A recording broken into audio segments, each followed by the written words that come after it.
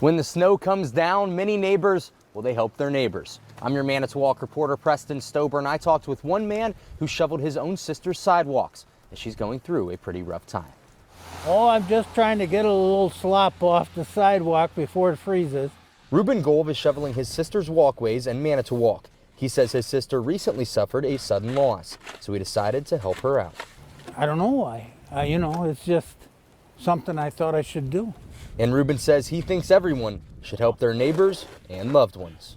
When you do something good for someone else, you don't expect nothing back. That's what I'm saying. Reuben says that as long as this snow continues to fall, he will be helping his sister out. In Manitowoc, Preston Stober, NBC 26.